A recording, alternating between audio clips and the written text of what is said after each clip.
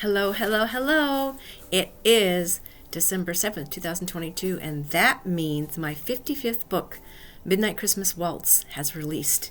That's why I'm sitting in my living room with my blue and white stockings and my blue and white tree, and I've got my Christmas sweatshirt on, and I even have my, I don't know if you can see them, my snowman earrings, and I put Ava, that's my Chowini, in one of her Christmas dresses, and she's blue and white too. She's very upset with me right now. Here's Ava, say hi. She's got her little blue and white Christmas sweater, dress on. She doesn't like dressing up. Some dogs do. Ava does not. Anyway, she's here to help me tell you all about Midnight Christmas Waltz. I don't have my paperback yet. I ordered it. It didn't come in time for this video. Oops, I'm pulling it out here. But here's the beautiful cover. Isn't that gorgeous? This is the prequel to my Chronicles of the Westbrook Brides series, and that's going to be a very long series. I'm looking at least 20 books. I actually have titles and characters for 60 books. I've included a family tree in the prequel. I'll have a family tree and a reading record that's being created right now, so there'll be a journal that goes along with the series so that your readers can keep track of the families, the different characters. But in the new book that comes out today, just released right here, you meet Grandmama first, and she's the one that kind of instigates everything that happens in Midnight Christmas Waltz. And then as you read the novella, because it's a very short novella, about 114 pages for the print edition, you meet the first 8 main characters. So those characters each have their own book, and they happen to be the children of one of the dukes, or the duke, who is the firstborn son of Grandmama. And I'm going to read you Grandmama's letter that initiates this whole book, that gets everything, the ball rolling. She is a character. She's feisty. I'm not going to tell you too much about her, but she's unconventional. She loves her family, and she gets the family together, not just her son, and his children, and adopted children. He has 2 adopted sons, and you'll learn all about that. But she manages to get some of her other children, because she has 6 kids altogether. And they all have a bunch of kids. Like I told you, it's going to be a very long series.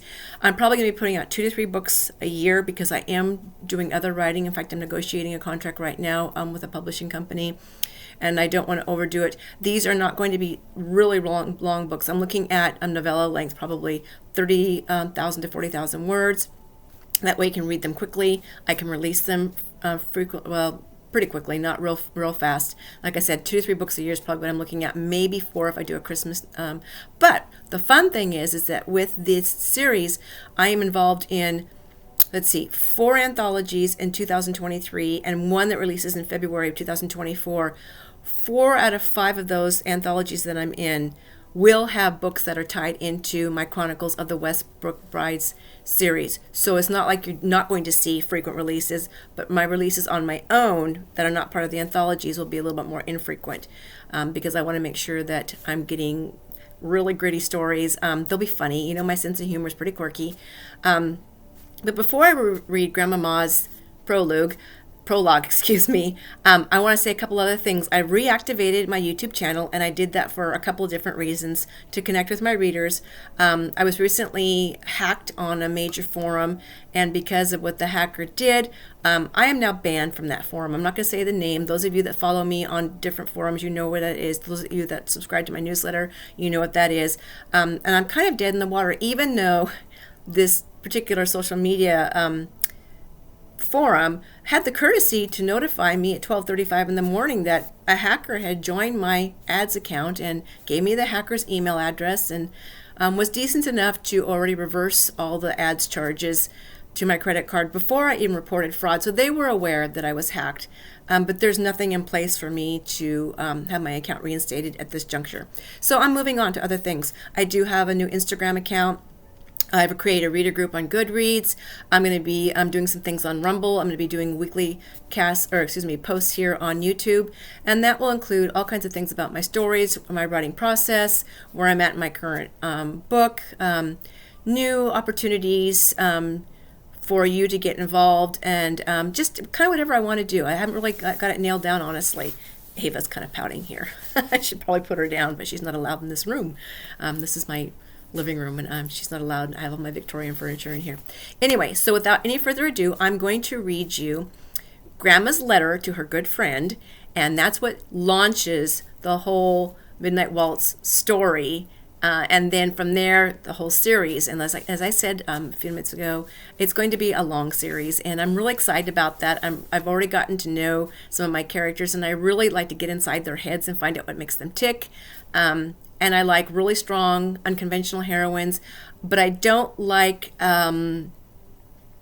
mean heroines. I think sometimes you can cross a line for heroines being independent and strong.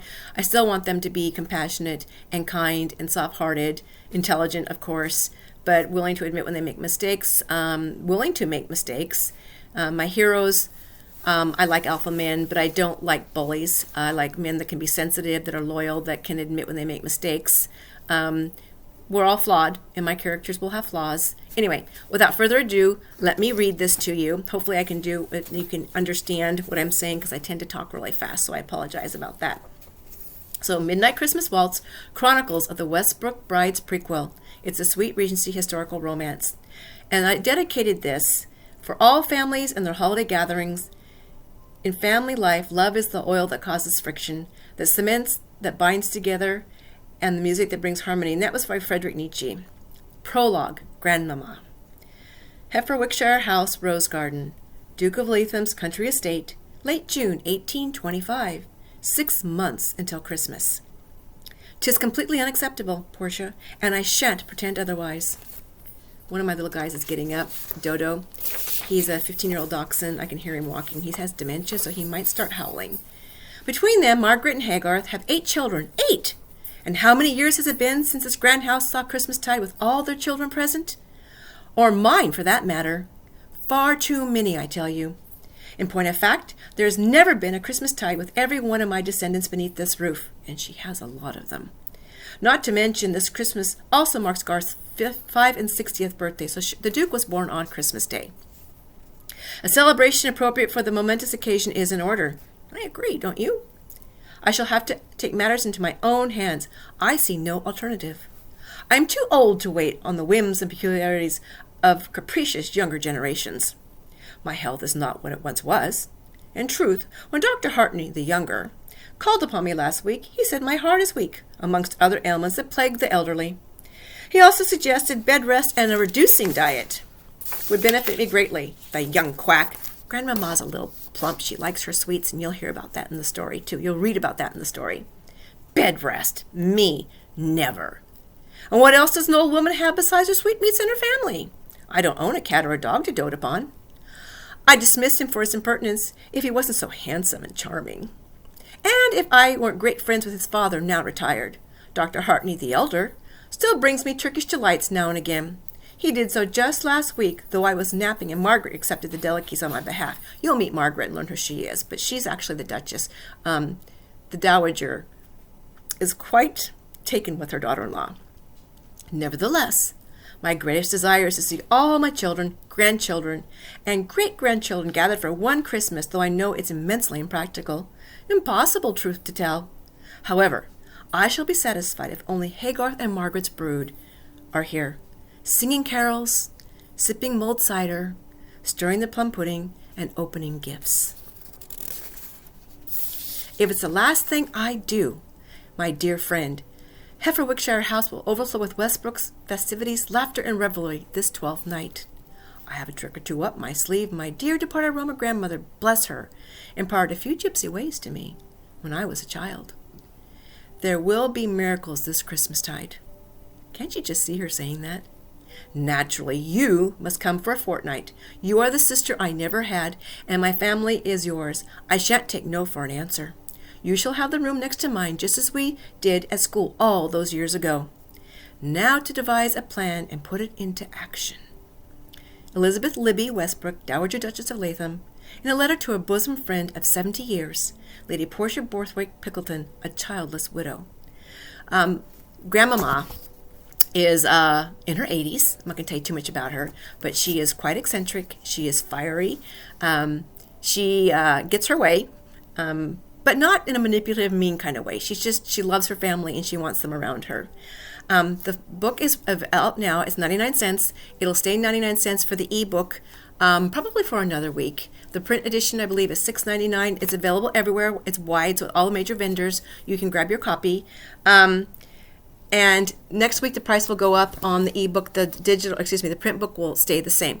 In the back of the book, I explain a few things about Christmas traditions and kind of verify some things, like I mentioned Turkish delight when it came to the UK, talk about plum pudding, some other things like that. I like to kind of give my readers a little bit of historical information, facts that I've researched, and some other things. Sometimes there's questions, like I do mention a Christmas tree in the story, and a lot of people attribute Prince Albert having brought the tradition to England, but it actually came way before that, in the 1800s, actually, by Queen Charlotte. She was the first person to introduce, first it was yew boughs and then the first Christmas tree. And so having a Christmas tree wasn't real common. It was not popular like it was after Albert made it popular, but people did choose to have trees occasionally, except for in Scotland, where Christmas was outlawed for 400 years, but that's a whole nother story, and I do talk about that in another one of my stories. Anyway, that's all I had to say for now. If you haven't already subscribed, please do that. Like this, share this, because I'm going to be on quite frequently anymore. I'm also going to start a whole nother video sequence about writing, but that's different. If I don't get on again before, well, I will get on again before Christmas, but until then, God bless you, and I hope you have a wonderful day, and run out and grab that book. Share it with other people. Grab your friends and family copies too, because for 99 cents, I mean, what can you get for 99 cents anymore? Not a whole lot, right? All right, bye-bye now.